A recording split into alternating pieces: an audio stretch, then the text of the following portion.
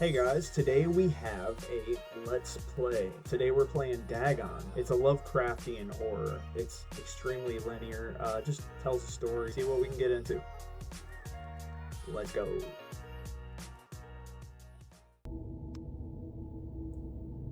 Dagon is a faithful, interactive adaptation of H.P. Lovecraft's work, focused on story and atmosphere. You will not find difficult choices, action sequences, or inventory management here, and movement is limited to progressing through locations along with the plot. Okay. I am writing this under an appreciable mental strain, since by tonight I shall be no more.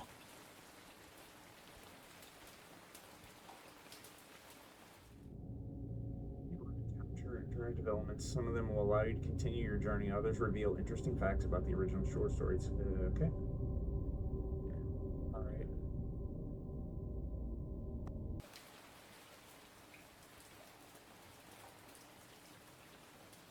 Okay, that's how you look in. Penniless, and at the end of my supply of the drug which alone makes life endurable, I can bear the torture no longer, and shall cast myself from this garret window into the squalid street below.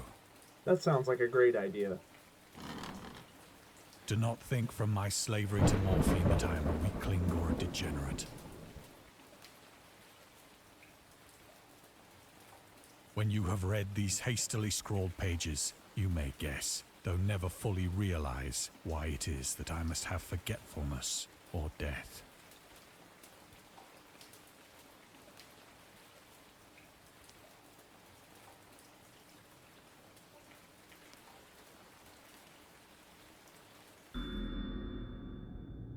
Morphine entered into use in the 19th century and was routinely administered to treat severe pain during the American Civil War, 1861 to 65, and World War I, 1914 to 1918. It was also sold without restrictions until 1914. Wow. Morphine became more popular after the invention of the hypodermic syringe around 1854. Friedrich Sir Turner, who first isolated the substance, originally named it morphium. He's beginning to believe. After Morpheus, oh God, I didn't even read that. That's crazy. The Greek god associated with dreams. That makes so much sense. At the time when Dagon was published, morphine abuse, known as soldier's disease, already posed a big problem in the United States. Damn. Oh, I want to read that shit. I want to read all that shit. All that shit. Alright, let's go. It was in one of the most open and least frequented parts of the broad Pacific that the packet of which I was supercargo fell a victim to the German sea raider.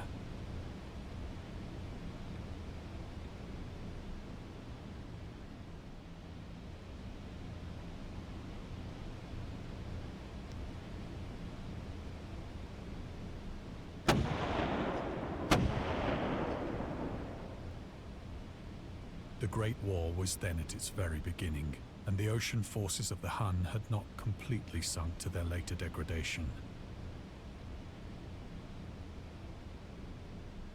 Wow. Wow. Wow. Wow.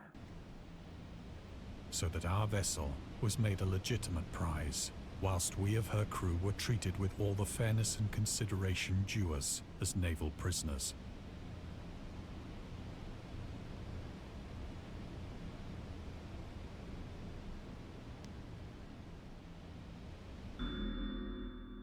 The Huns were Central Asian nomads who established a dominion in Europe and invaded the Roman Empire in the 5th century AD. They were known as brutal, deadly warriors and masters of quick raids who also developed powerful composite bows, lassos, and early siege weapons.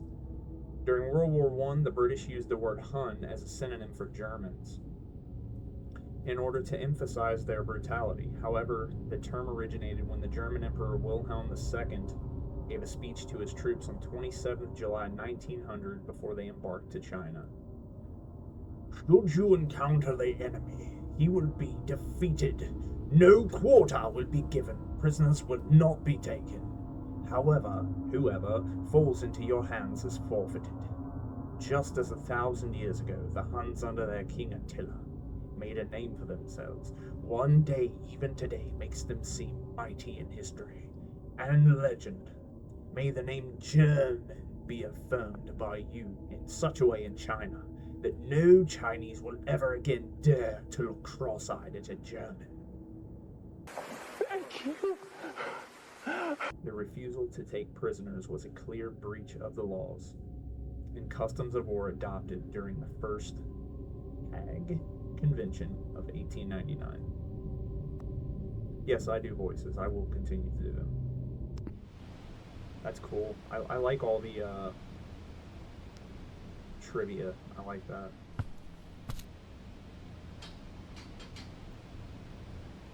So liberal, indeed, was the discipline of our captors, that 5 days after we were taken, I managed to escape alone, in a small boat, with water and provisions for a good length of time.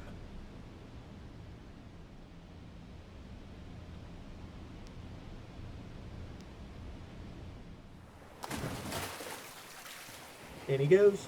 When I finally found myself adrift and free, I had but little idea of my surroundings.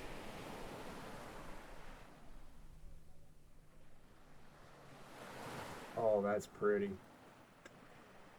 Oh, wow, that's pretty. Never a competent navigator, I could only guess vaguely by the sun and stars that I was somewhat south of the equator. Of the longitude, I knew nothing, and no island or coastline was in sight. I'm gonna check the stars out real quick.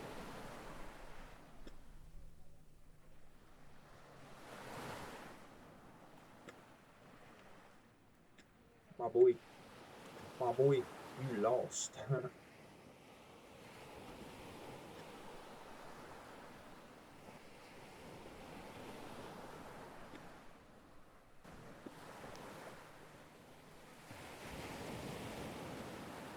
The weather kept fair, and for uncounted days I drifted aimlessly beneath the scorching sun, waiting either for some passing ship or to be cast on the shores of some habitable land.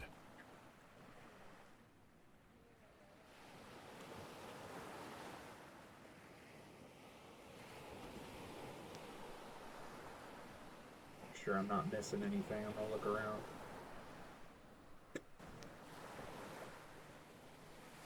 But neither ship nor land appeared, and I began to despair in my solitude upon the heaving vastness of unbroken blue. Oh, he's laying in the boat looking up. Yeah, I'd say it's... He's gotten to that point. The change happened whilst I slept. Its details I shall never know. For my slumber, though troubled and dream-infested, was continuous.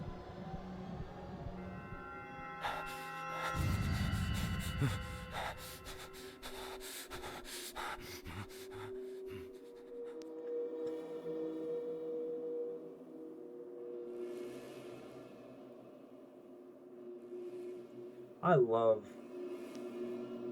H.P. Lovecraft stuff. When at last I awoke, it was to discover myself half sucked into a slimy expanse of hellish black mire, which extended about me in monotonous undulations as far as I could see, and in which my boat lay grounded some distance away. Though one might well imagine that my first sensation would be of wonder at so prodigious and unexpected a transformation of scenery, I was in reality more horrified than astonished. For there was in the air and in the rotting soil a sinister quality which chilled me to the very core. The region was putrid with the carcasses of decaying fish and of other less describable things which I saw protruding from the nasty mud of the unending plain. Perhaps I should not hope to convey in mere words the unutterable hideousness that can dwell in absolute silence and barren immensity. There was nothing within hearing and nothing in sight save a vast reach of black slime. Yet the very completeness of the stillness and the homogeneity of the landscape oppressed me with a nauseating fear. I can see why. What the fuck is that? I don't even care to know. The sun was blazing down from a sky which seemed to me almost black in its cloudless cruelty, as though reflecting the inky marsh beneath my feet.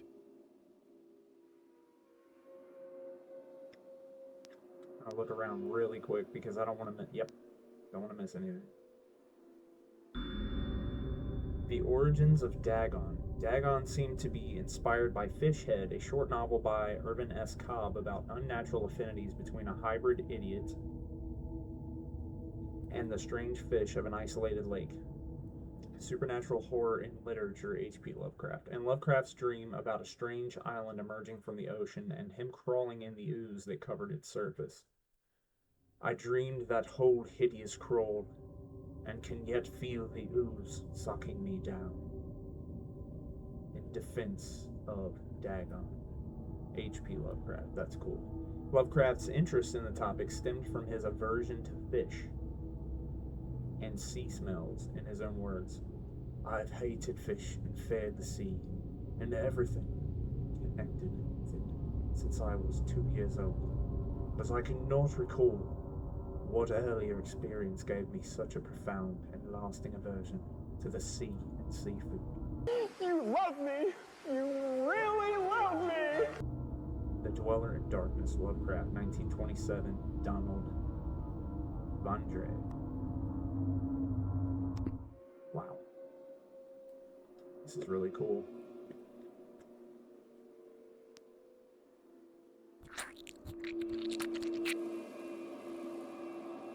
Yep. As I crawled into the stranded boat, I realized that only one theory could explain my position. Through some unprecedented volcanic upheaval, a portion of the ocean floor must have been thrown to the surface, exposing regions for which innumerable millions of years had lain hidden under unfathomable watery depths. Why is that breathing?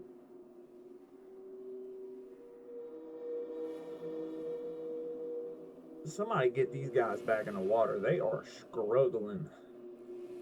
So great was the extent of the new land which had risen beneath me that I could not detect the faintest noise of the surging ocean, straining my ears as I might. Nor were there any seafowl to prey upon the dead things.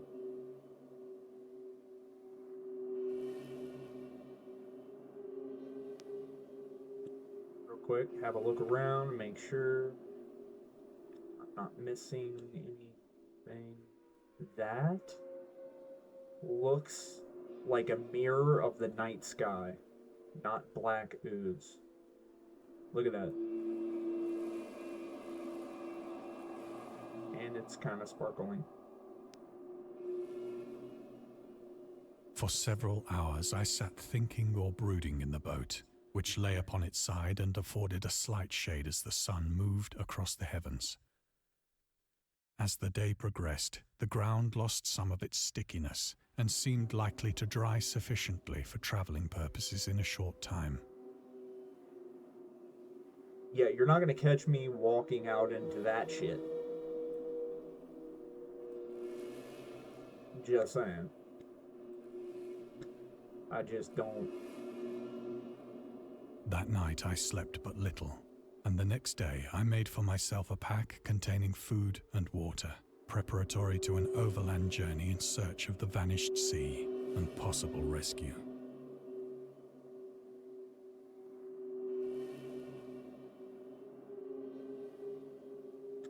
That's wicked. Oh, okay, I thought that was. Look down real quick. On the third morning, I found the soil dry enough to walk upon with ease. The odor of the fish was maddening, but I was too much concerned with graver things to mind so slight an evil, and set out boldly for an unknown goal.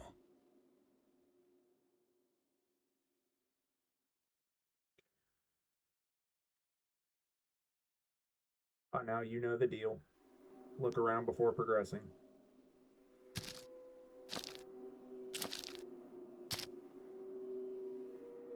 All day I forged steadily westward, guided by a faraway hummock which rose higher than any other elevation on the Fuck is rolling that? desert. The fuck is that?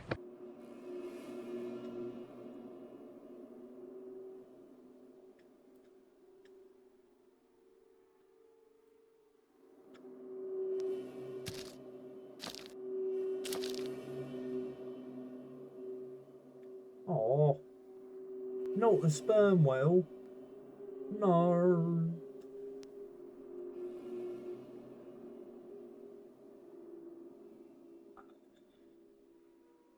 Oh, look. Giant things that can hurt you.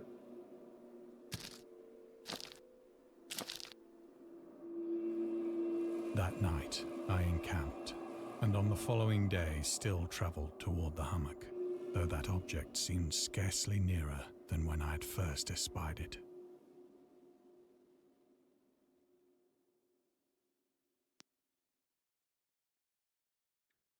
I really want to make sure that I don't miss anything. Yeah, okay.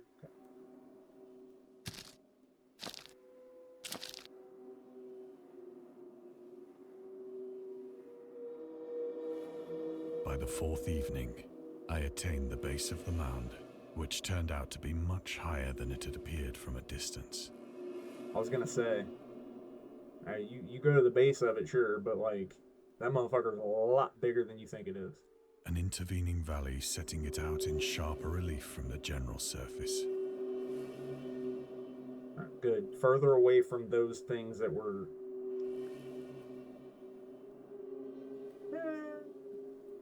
Sorry. Too weary to ascend, I slept in the shadow of the hill. I'd say so. I would say so, I sir. know not why my dreams were so wild that night. But ere the waning and fantastically gibbous moon had risen far above the eastern plain, I was awake in a cold perspiration, determined to sleep no more. I love the way he talks.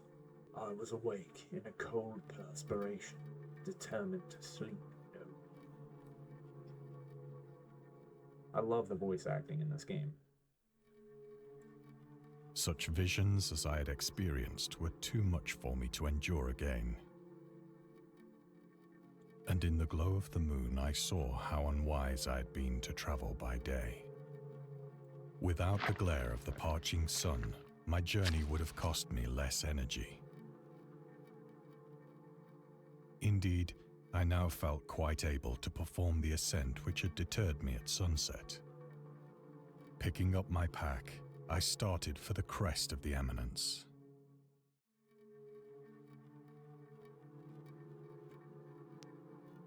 Okay, so there's... Ooh, that like glowing green over there. Ooh, okay. Alright.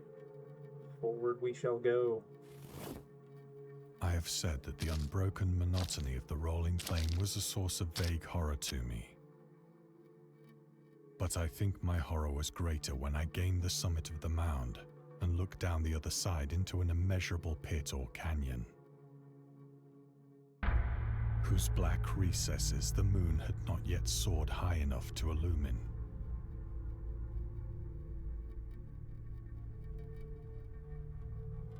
I felt myself on the edge of the world, peering over the rim into a fathomless chaos of eternal night. Ew. Through my terror ran curious reminiscences of Paradise Lost, and of Satan's hideous climb through the unfashioned realms of darkness. As the moon climbed higher in the sky, I began to see that the slopes of the valley were not quite so perpendicular as I had imagined.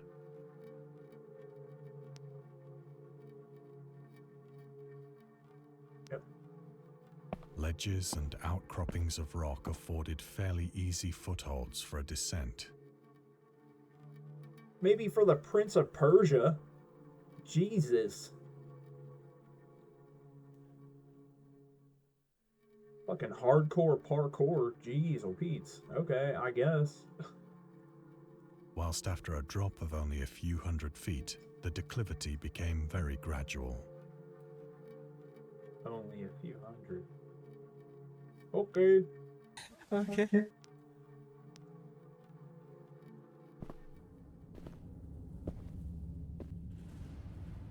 Urged on by an impulse which I cannot definitely analyze, I scrambled with difficulty down the rocks and stood on the gentler slope beneath.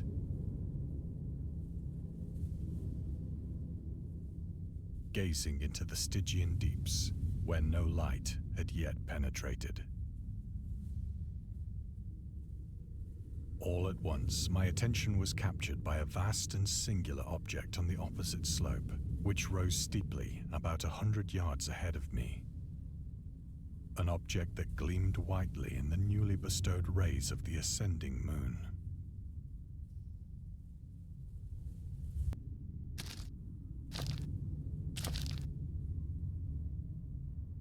That it was merely a gigantic piece of stone, I soon assured myself. But I was conscious of a distinct impression that its contour and position were not altogether the work of nature. You think? A closer scrutiny filled me with sensations I cannot express.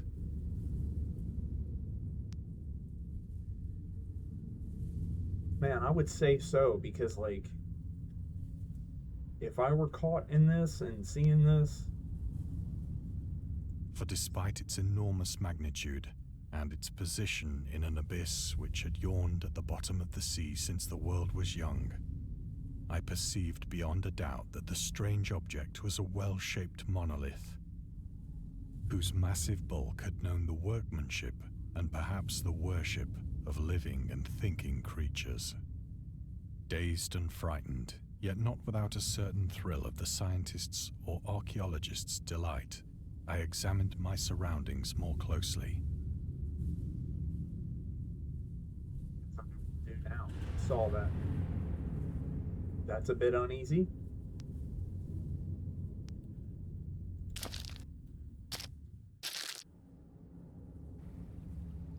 The moon, now near the zenith, shone weirdly and vividly above the towering steeps that hemmed in the chasm.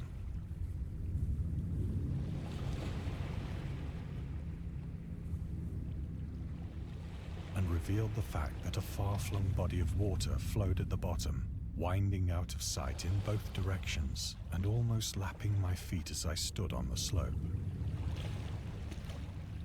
Across the chasm, the wavelets washed the base of the Cyclopean monolith, on whose surface I could now trace both inscriptions and crude sculptures.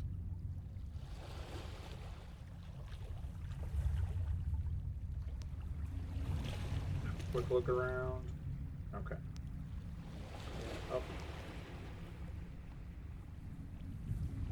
The writing was in a system of hieroglyphics unknown to me and unlike anything I'd ever seen in books. Consisting for the most part of conventionalized aquatic symbols such as fishes, eels, octopi, crustaceans, mollusks, whales, and the like. Several characters obviously represented marine things which are unknown to the modern world.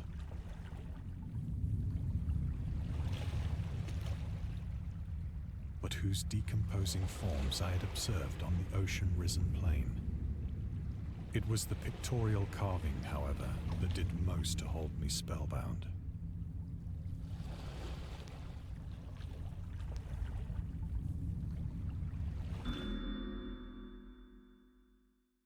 Dagon contains many themes and storytelling methods that Lovecraft developed in his later works, such as telling the story through carvings, At the Mountains of Madness, The Nameless City, Journals and Characters Notes, The Shadows Out of Time, The Haunter of the Dark, Islands Emerging from the Ocean, The Call of Cthulhu, or fictional beings and deities based on real events and mythologies, Migo and the Whisper in Darkness.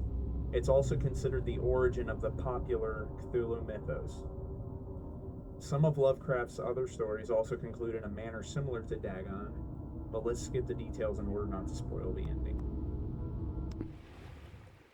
Please, do not spoil the ending.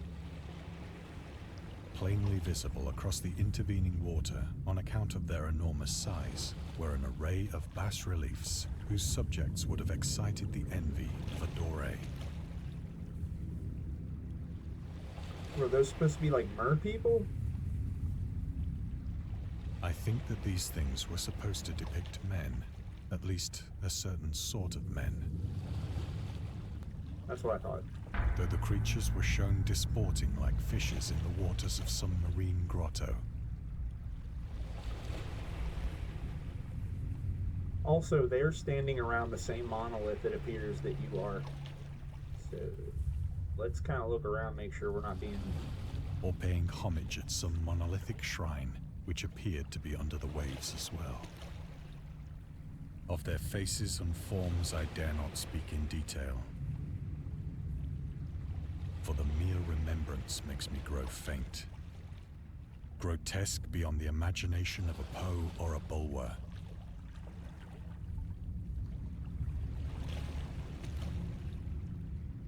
They were damnably human in general outline, despite webbed hands and feet, shockingly wide and flabby lips, glassy, bulging eyes, and other features less pleasant to recall.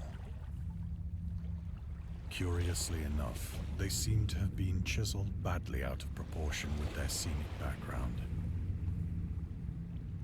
For one of the creatures was shown in the act of killing a whale, represented as but little larger than himself.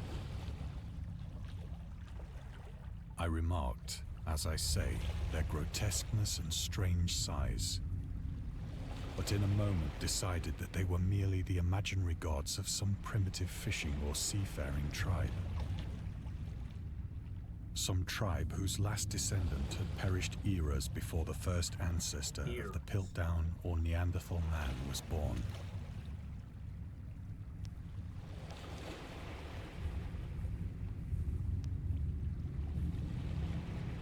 Awestruck at this unexpected glimpse into a past beyond the conception of the most daring anthropologist,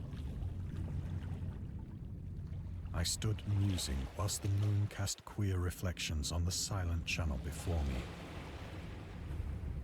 me. Then, suddenly, I saw it. I don't know if I want to soar it. With only a slight churning to mark its rise to the surface, the thing slid into view above the dark waters.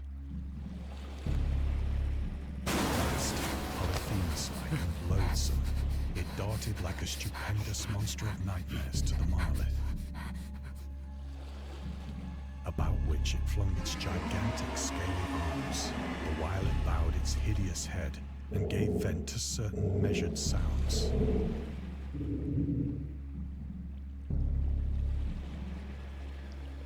I think I went mad then.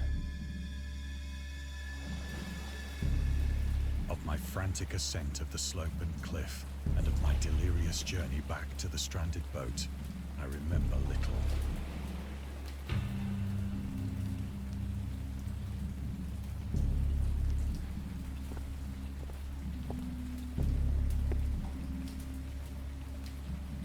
I believe I sang a great deal and laughed oddly when I was unable to sing.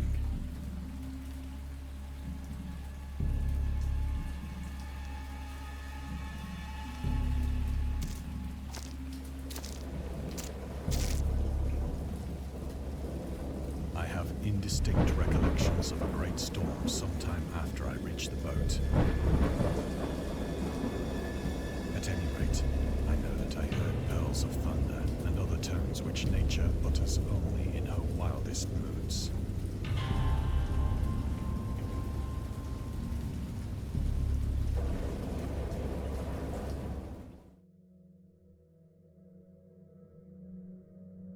When I came out of the shadows, I was in a San Francisco hospital. Brought thither by the captain of the American ship which had picked up my boat in mid-ocean. What the fuck? That's a weird place to wake up from seeing that. In my delirium, I had said much, but found that my words had been given scant attention. Of any land upheaval in the Pacific, my rescuers knew nothing.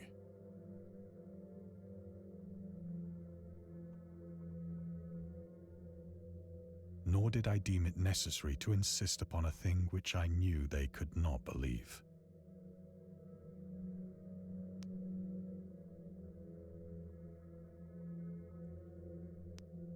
There it is. The journalist. Lovecraft was a prominent figure in the world of amateur journalism. In 1915, he started publishing his own journal called The Conservative. Really? Which included political and social commentary, poetry, short stories, and literary criticism written by him and other authors. Howard was a skilled wordsmith, but he also took criticisms to heart, which resulted in his decision to step away from writing poetry and concentrate on weird fiction again. For the first time since his teenage years. Dagon, published in 1919, is one of the short stories written during that period.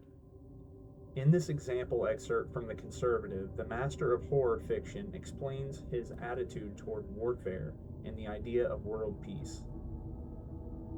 Why, any sane human can believe in the possibility of universal peace is more than the conservative can fathom. Should the entire civilized world agree simultaneously to disarm, one or more nations would undoubtedly retain secret armaments, and at the proper time take advantage of their more altruistic and less astute contemporaries in a wild career of conquest against unarmed victims. No country is or ever can be above warfare until the basic impulses of the human animal shall have miraculously changed. Seriously though, in all seriousness, it's got away with words, that's crazy. Okay. Ready to go. It sounded like it came from behind me. Once I sought out a celebrated ethnologist and amused him with peculiar questions regarding the ancient Philistine legend of Dagon, the fish god.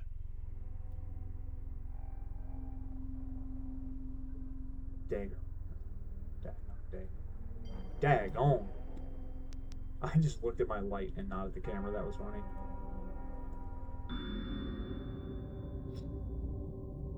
Dagon, which is what I'm going to say, was the main deity of the Philistines, worshipped throughout the Middle East as the ancient god of fertility and crops.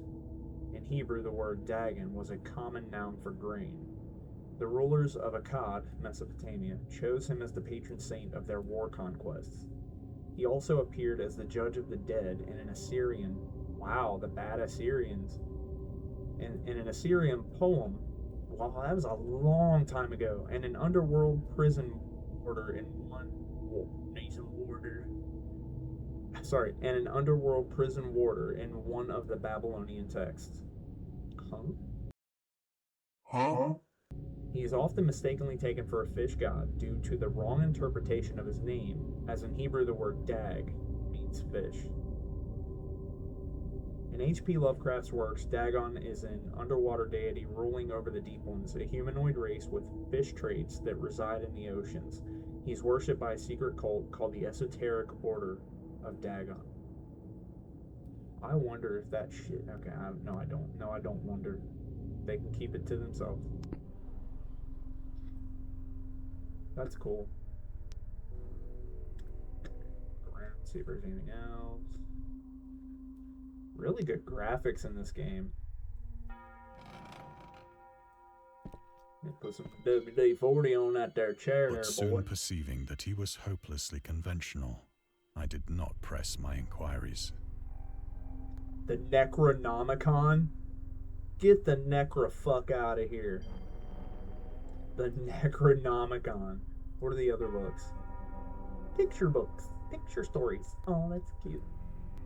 But why the motherfuck do we have a Necronomicon?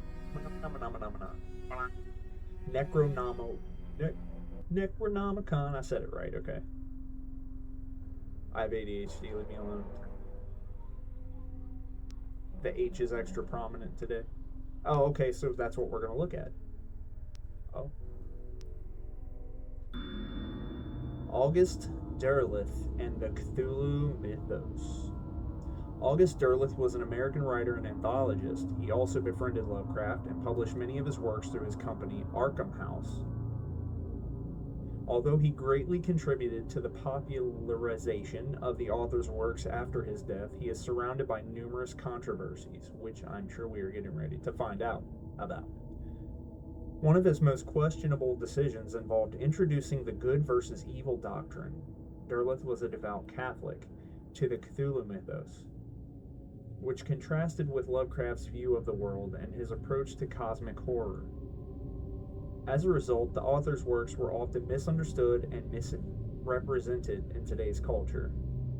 It's also worth noting that Lovecraft was never really interested in creating a mythology, and the term Cthulhu mythos was coined by Derleth after the author left the mortal plane, meaning perished or died.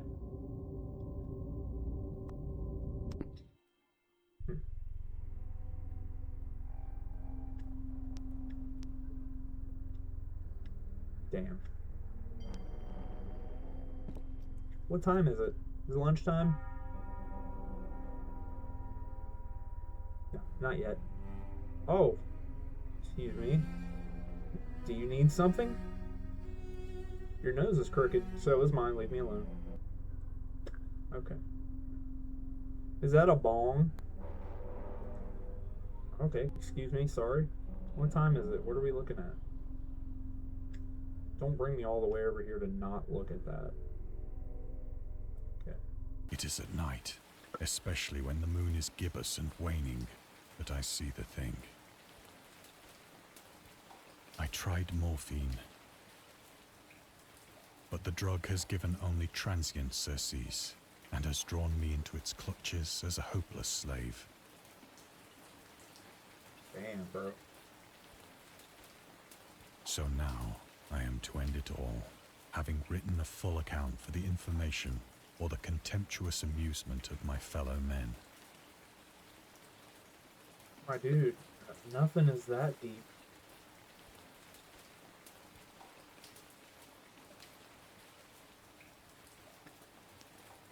I'm not gonna make him do it. Why would you do that? I'm gonna read this bottle. Lovecraft on tobacco and alcohol. Lovecraft hated tobacco, even though he used to smoke when he was 12. I feel that. In order to look and feel like an adult, probably. In his correspondence with friend Reinhard Kleiner, what a name, he claims that he quit as soon as he started wearing long pants. Okay. He also had a very strong opinion about alcohol, as evidenced by his letter to Zelia Brown, dated 13 February 1928.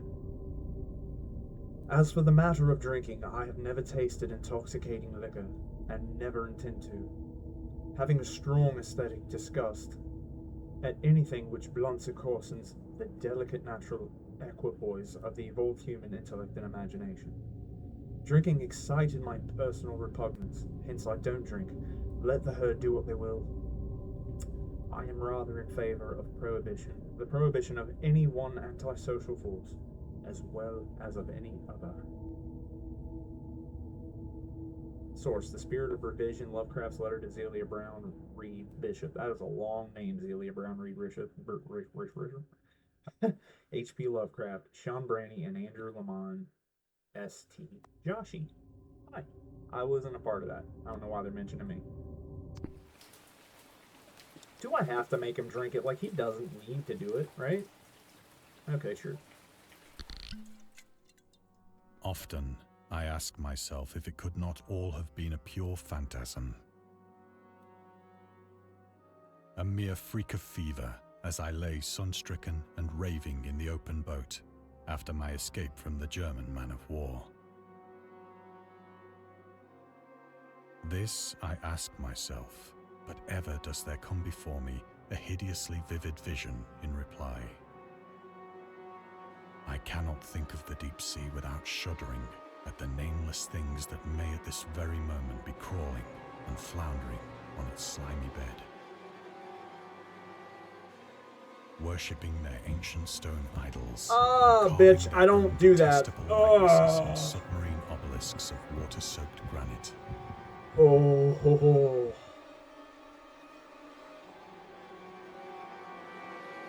Is that a fucking heel? Oh, I do not do deep water that I can't see under because of top down like that. Fuck that shit. I dream of a day when they may rise above the billows to drag down into their reeking talons the remnants of puny, war-exhausted mankind. Of a day when the land shall sink and the dark ocean shall ascend amidst universal pandemonium.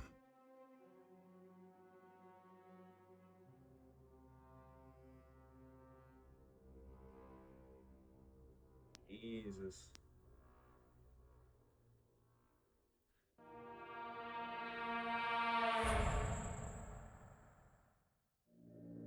The end is near.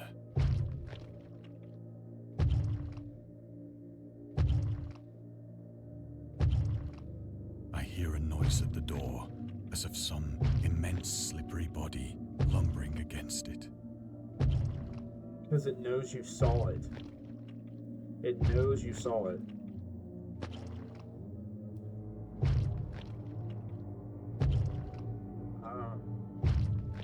Hold on, I'm naked. Hold on, trying to find my underwear. Shit, what do you want? It's like 1300 o'clock in the night. What do you want? I'm gonna open that. It shall not find me. Shit, bitch, it just found you. It just found you. God, that hand!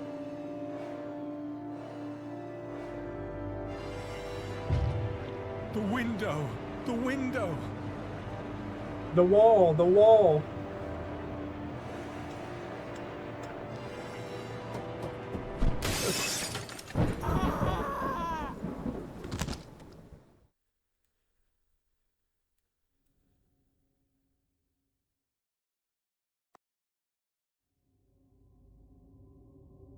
Oh.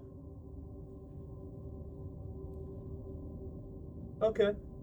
Okay. Wow, so that was a fun playthrough. I dig cosmic horror big time. I like that. I do want to play Still Wakes the Deep. I want to play that. I don't know. I love Lovecraftian stuff like that. Bloodborne is another one where they've got some of that in it, and I love that game. It's one of my favorite games ever. So yeah, thank you for joining me yet again. This time it was a playthrough. I guess we'd call that horror, cosmic horror. Starting off a little light. I've got a few things coming up, so make sure you stick around and look for the next video. See you then.